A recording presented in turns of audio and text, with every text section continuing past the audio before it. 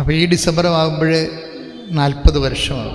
ആൾക്കാരെ ഒക്കെ എൻ്റെ അടുത്ത് വരുമ്പോൾ ഞാൻ പ്രാർത്ഥിക്കുന്നത് 39 കൊല്ലത്തെ പൗരോഹിത്യത്തിൻ്റെ യോഗ്യതയാലെന്ന് പ്രാർത്ഥിക്കും. ഞാൻ ആദ്യമായിട്ട് നന്ദി പറയണത് ഒരു കത്തോലിക്ക കുടുംബത്തിലെ ജനിക്കാൻ ദൈവം അനുവദിച്ചതിന്. ദിവ്യകുർബാനയും പരിശുദ്ധ അമ്മയുടെ ടാൻജിബിൾ പ്രസൻസാണ്. ജനങ്ങൾക്ക് എങ്ങനെ ദൈവത്തെ തൊടാൻ പറ്റുമോ? How can be touched? എൻ്റെ അന്വേഷണവും പ്രാർത്ഥനയും എല്ലാം ഈ കാര്യമായിരുന്നു. ലോകത്തിലുള്ള മനുഷ്യർ ദൈവാനുഭവത്തിന് വേണ്ടി എന്തെല്ലാം ഹിമാലയ സ്ഥാനങ്ങളിലൊക്കെ യുഗങ്ങൾ തപസ് ചെയ്യുന്നവരുണ്ട്. പക്ഷെ വെരി സിമ്പിളാണ്. ശരിക്കും പറഞ്ഞാൽ അടുക്കളയിൽ ചപ്പാത്തിയൊക്കെ ചുട്ട് ഈശോയ്ക്ക് കൊടുത്ത സ്ഥലത്ത് പോയിരിക്കണം കുറേ നേരം. അമ്മയുടെ അടുക്കള, അമ്മ വെച്ച അടുക്കളയും അമ്മ വെള്ളം കോരിയ കിണറും ഒക്കെ അതിമനോഹരമാണ്. ഞാൻ അവിടെ ഒരു 4-5 ജപമാല ചൊല്ലിയിട്ടുണ്ട്. അവിടെ ഇരുന്ന് കർത്താവ് മുട്ടുകുത്തി ആ സ്ഥലത്ത് മുട്ടുകുത്തി. ദൈവമായിട്ടുള്ള ബന്ധം എന്ന് പറയുന്നത് ഏതെങ്കിലും ഒരു സമയം ഫിക്സ് ചെയ്തിട്ട് നമ്മൾ ഫിക്സ് ചെയ്യണ സമയത്ത് നമ്മൾ ദൈവമായിട്ട് ഇൻടാക്ട് ചെയ്തോളാം എന്ന് പറഞ്ഞാൽ ദൈവത്തിന് മനസ്സിലെന്ന് പറഞ്ഞാൽ എന്ത് ചെയ്യും? ഞാൻ തിരിച്ചു പോരണ രാത്രിയിൽ അമ്മ നേരിട്ട് വന്ന ആ 4 വിരൽ കൊണ്ടുവന്ന് എൻ്റെ വായിലിട്ട് എനിക്ക് സംസാരിക്കാൻ പറ്റിയില്ല. ഞാൻ എന്തുകൊണ്ടാണ് പാവപ്പെട്ടവൻ്റെ വിശ്വാസത്തെ ഞാൻ ഭയങ്കര മാനിക്കുന്ന ഒരാളാണ്. അമ്മയുടെ പ്രതിഷ്ഠ ഉള്ള ഒരു ദേവാലയത്തിലെ ആ ദേവാലയം കുടികൊള്ളുന്ന തുമ്പോളി എന്ന സ്ഥലത്ത് ജനിക്കാൻ കഴിയണത് തന്നെ ദൈവം നമുക്ക് നൽകിയ ഒരു വരദാനമാണ്. 10,000 പ്രാർത്ഥിച്ച് അനുഗ്രഹം പ്രാർത്ഥിച്ച് വിശുദ്ധമായൊരു മണ്ണിൽ ജനിക്കാൻ കഴിയണതും കല്യാണം കഴിച്ച് വരാൻ കഴിയണതും ദൈവം നിങ്ങൾക്ക് നൽകിയ ഏറ്റവും വലിയ അനുഗ്രഹമാണ്. അതുകൊണ്ട് തന്നെ ആ അനുഗ്രഹത്തിൻ്റെ കയറെ പിടിച്ച് കയറാൻ നോക്കണം.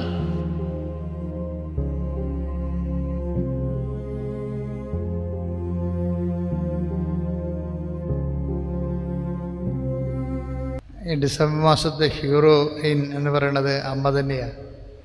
അത് ക്രിസ്മസിനായാലും ഡിസംബറിൻ്റെ ഈ അമലോത്ഭവ തിരുനാളിലായാലും എനിക്ക് പട്ടം കിട്ടിയത് 23-ാം തീയതിയാണ്, ഡിസംബർ മാസം. അപ്പോൾ ഈ ഡിസംബർ ആകുമ്പോൾ 40 വർഷമാകും. അപ്പോൾ ഞാനെപ്പോഴും പ്രാർത്ഥിക്കുന്നത്, ആൾക്കാരെ ഒക്കെ എൻ്റെ അടുത്ത് വരുമ്പോൾ ഞാൻ പ്രാർത്ഥിക്കുന്നത് 39 കൊല്ലത്തെ പൗരോഹിത്യത്തിൻ്റെ യോഗ്യതയാലെന്ന് പ്രാർത്ഥിക്കും. അപ്പോൾ ഇനി അടുത്ത 23-ാം തീയതി കഴിയുമ്പോൾ 40 വർഷമാകും. 25 കൊല്ലം പൗരോഹിത്യം പൂർത്തിയാക്കിയപ്പോൾ ബിഷപ്പ് ഹൗസിൽ വെച്ച് ഞങ്ങൾ ജൂബിലേറിയൻസിനെയൊക്കെ അച്ഛന്മാരെ ആദരിക്കുകയും സമ്മാനങ്ങളൊക്കെ നൽകുകയൊക്കെ ചെയ്തു. അപ്പോൾ പിന്നെ ഒരു മറുപടി പ്രസംഗം ഉണ്ടായിരുന്നു. അപ്പോൾ ഞാൻ മറുപടിയായിട്ട് അന്ന് എൻ്റെ സിൽവർ ജൂബിലിക്ക് മറുപടിയായിട്ട് പറഞ്ഞത് 5-6 വാക്യമേ പറഞ്ഞുള്ളൂ. ആദ്യം പറഞ്ഞത്, ഞാൻ ദൈവത്തിന് നന്ദി പറയണതാണ്. എന്തിനാണ് നന്ദി പറയണത്? പൗരോഹിത്യത്തിനല്ല നന്ദി പറയണത്. ഞാൻ ആദ്യമായിട്ട് നന്ദി പറയണത് ഒരു കത്തോലിക്ക കുടുംബത്തിലെ ജനിക്കാൻ ദൈവം അനുവദിച്ചതിന്. ഒരു കത്തോലിക്ക കുടുംബത്തിൽ ജനിക്കാൻ ദൈവം അനുവദിച്ചതിനാണ് ഞാൻ സിൽവർ ജൂബിലിക്ക്, പൗരോഹിത്യ സിൽവർ ജൂബിലിക്ക് ഞാൻ ദൈവത്തിന് നന്ദി പറയണം. ഇപ്പം എൻ്റെ റൂബി ജൂബിലി വരികയാണ്.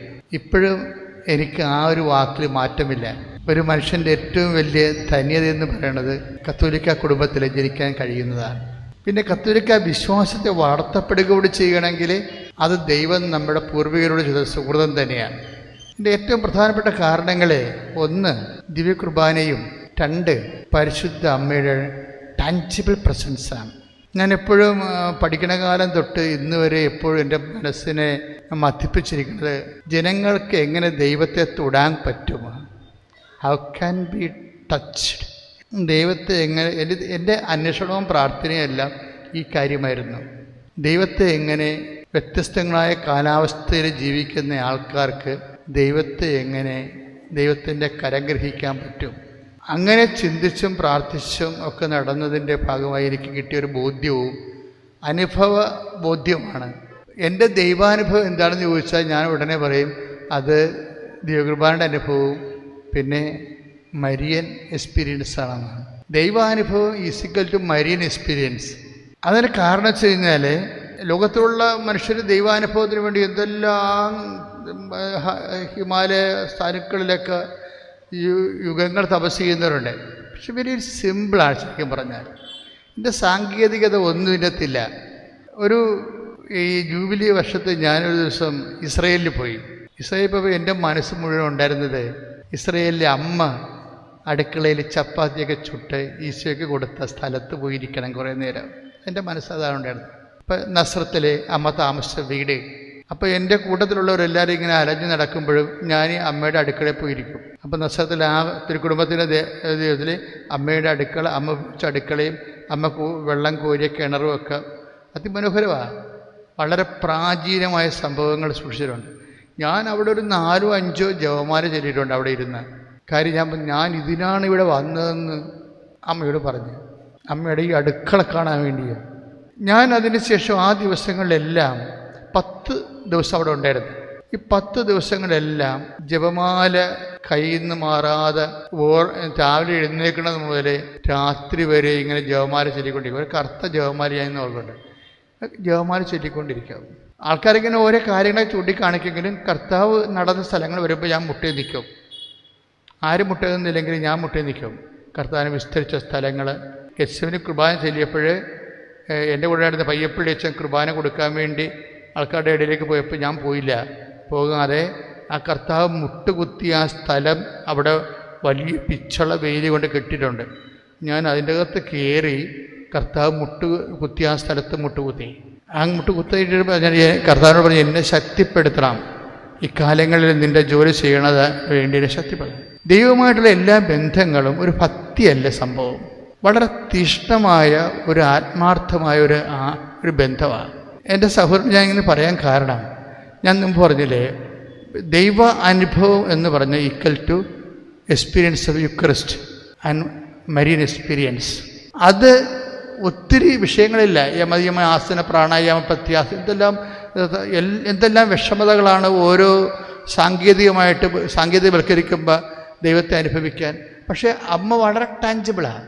നമുക്ക് വേണ്ടത് ഈ ദിവ്യരഹസ്യങ്ങളിലുള്ള ഈ വിശ്വാസവും, പിന്നെ എനിക്ക് ഇപ്പം നമ്മൾ മോർണിംഗ് പ്രെയർ, ഈവനിങ് പ്രെയർ എന്നൊക്കെ പറഞ്ഞാൽ ഞങ്ങൾക്ക് മസ്റ്റായിട്ട് പ്രാർത്ഥിക്കേണ്ട പ്രാർത്ഥനയാണ് ലോകത്തിന് വേണ്ടി. പക്ഷേ എനിക്ക് എപ്പോഴും തോന്നാറുണ്ട്, ഒരു മോർണിംഗ് പ്രെയർ കൊണ്ടോ ഒരു ഈവനിങ് പ്രെയർ കൊണ്ടോ പ്രെയറിന് അങ്ങനെ വിളിക്കണ പോലും ശരിയല്ലെന്ന്. ഞങ്ങളെപ്പോലെയുള്ള ഒരു വൈദിക ജീവിതത്തിൽ അതൊരു മസ്റ്റാണ്. പക്ഷേ ദൈവമായിട്ടുള്ള ബന്ധത്തിന് അങ്ങനെ ടൈം ടേബിള്, അത് സാധാരണഗതി ടൈം ടേബിൾ വരണേ എങ്ങനെയാണ്? നമുക്ക് സ്പെഷ്യൽ ഇക്കണോമിക് സോൺ എന്നൊക്കെ നമ്മൾ പറയത്തില്ലേ, ബ്ലൂ ഇക്കണോമിക് സോൺ, അതുപോലെ തന്നെ ഇൻഡസ്ട്രിയൽ ഏരിയ, ഇങ്ങനെ ഓരോ ക്യാവിറ്റി, ഇത് വെള്ളക്കാരുടെ ബുദ്ധിയുടെ ഒരു കാര്യങ്ങൾ കാണുന്ന രീതികളാണ്. അത് നമുക്ക് ആ പാണ്ഡം നമുക്ക് ചുമക്കേണ്ട കാര്യമില്ല. ദൈവമായിട്ടുള്ള ബന്ധമെന്ന് പറയുന്നത് ഏതെങ്കിലും ഒരു സമയം ഫിക്സ് ചെയ്തിട്ട് നമ്മൾ ഫിക്സ് ചെയ്യണ സമയത്ത് നമ്മൾ ദൈവമായിട്ട് ഇൻട്രാക്ട് ചെയ്തോളാം എന്ന് പറഞ്ഞാൽ ദൈവത്തിന് മനസ്സിലെന്ന് പറഞ്ഞാൽ എന്ത് ചെയ്യും? അതല്ല പ്രശ്നം.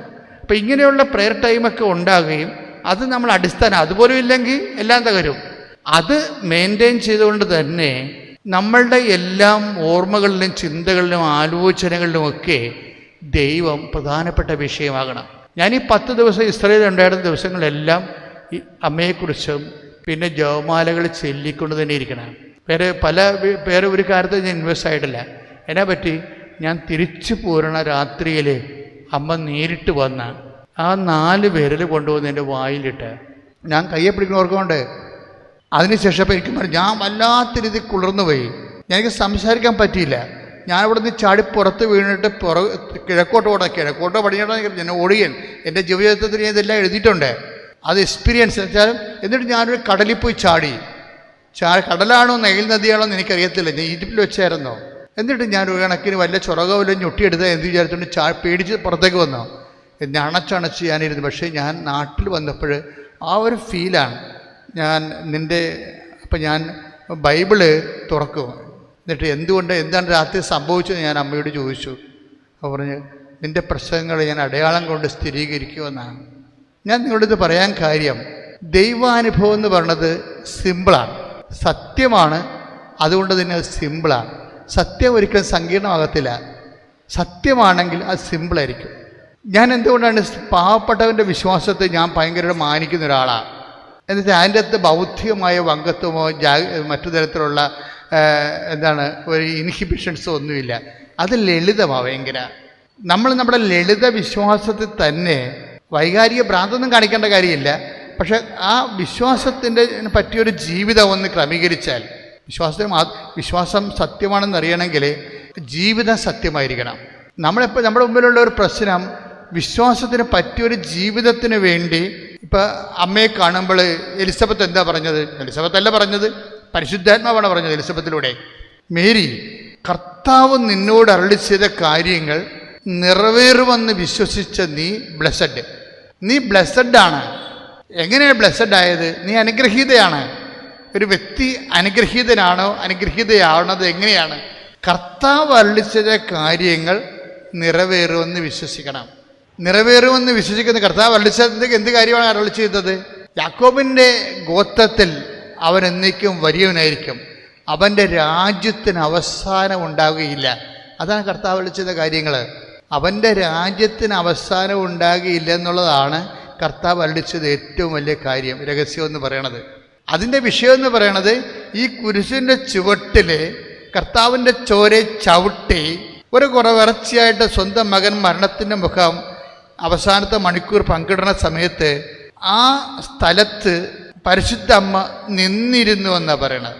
ഞാൻ ഏറ്റവും കൂടുതൽ അമ്മയെ ബഹുമാനിക്കുന്ന ഒരു സ്ഥലം ഇതാണ്.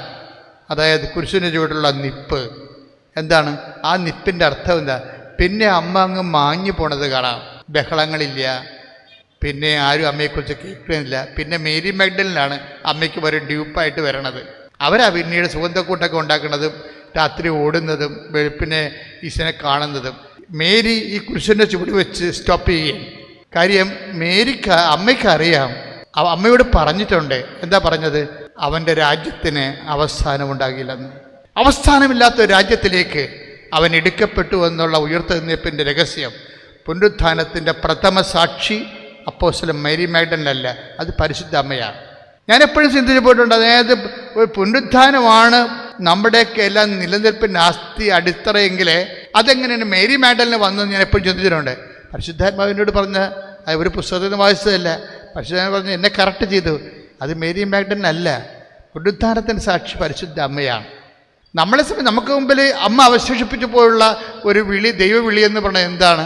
അമ്മയെപ്പോലെ കർത്താവ് ചെയ്ത കാര്യങ്ങളിൽ വിശ്വസിച്ചുകൊണ്ട് തന്നെ എല്ലാ സഹനങ്ങളിലൂടെയും എല്ലാ സംഘർഷങ്ങളിലൂടെയും പരിശുദ്ധ അമ്മയെപ്പോലെ കടന്നുപോയിക്കൊണ്ട് സുവിശേഷത്തിൻ്റെ സാക്ഷിയായിക്കൊണ്ട് പിതാവെ ഭൂമി ഞാൻ അങ്ങേ മഹത്വപ്പെടുത്തി ഏൽപ്പിച്ച ജോലി ഞാൻ പൂർത്തിയാക്കിയെന്ന് പറഞ്ഞ് ആ പൂർത്തീകരണത്തിൻ്റെ മുമ്പിൽ ഈ ജീവിതത്തിൻ്റെ പരാജയങ്ങൾക്കോ മക്കൾ പരാജയപ്പെടുത്തിയെന്നോ അല്ലെങ്കിൽ നാട്ടുകാർ പരാജയപ്പെടുത്തുന്നു ആർക്കും നമ്മൾ പരാജയപ്പെടുത്താൻ പറ്റത്തില്ല.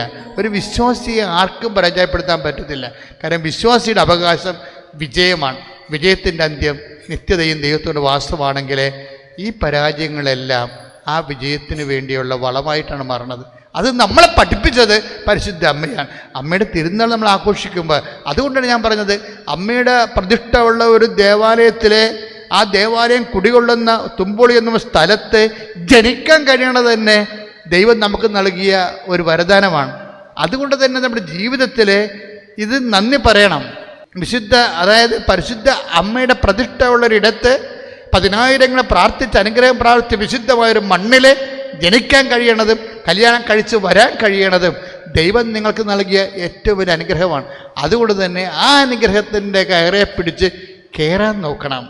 എന്നിട്ട് ദൈവവുമായിട്ടുള്ള ബന്ധത്തെ അമ്മയുടെ വിശ്വാസ ജീവിതത്തിന് അനപേക്ഷിതമായിട്ട് പുനഃക്രമീകരിച്ച് കഴിയുമ്പോഴേ മറിയത്തിൽ ലഭിച്ച അതേ മഹത്വപൂർണ്ണതയിലാണ് നമ്മുടെ ജപമാല അവസാനിക്കുന്ന പോലെ സ്ത്രീ ഭൂസ്വലോകങ്ങളുടെ രാജ്ഞിയായി മുടിധരിപ്പിക്കപ്പെടും ധ്യാനിപ്പിക്കുക. ആ കിരീടം പൗലോസ് അപ്പോസ്തലൻ കണ്ട കിരീടം, വിശുദ്ധ ജീവിതം വിശ്വാസ ജീവിതം നയിച്ചവർക്കുള്ള കിരീടം, അതിനു വേണ്ടിയാണ് നമ്മൾ ഈ അടരാട്ടങ്ങളെല്ലാം നടത്തുന്നത് തന്നെ. അതുകൊണ്ട് തന്നെ അത് അവകാശമാക്കാനും അതിനൊരു പോരായ്മ വന്ന് അമ്മയെ ആശ്രയിക്കുന്ന നമുക്ക് അമ്മ അത് ഉറപ്പുവരുത്തും എന്നുള്ള ബോധ്യങ്ങളിലാണ് നമ്മുടെ വിശ്വാസ ജീവിതം പുരോഗമിക്കുന്നത്. നല്ലൊരു തിരുനാളിലെ അമ്മയുമായി കൂടുതൽ ആത്മബന്ധം ഉണ്ടാകാൻ ദൈവം നിങ്ങളെ അനുഗ്രഹിക്കട്ടെ, മാതാവ് നിങ്ങളെ അനുഗ്രഹിക്കട്ടെ. Praise the Lord.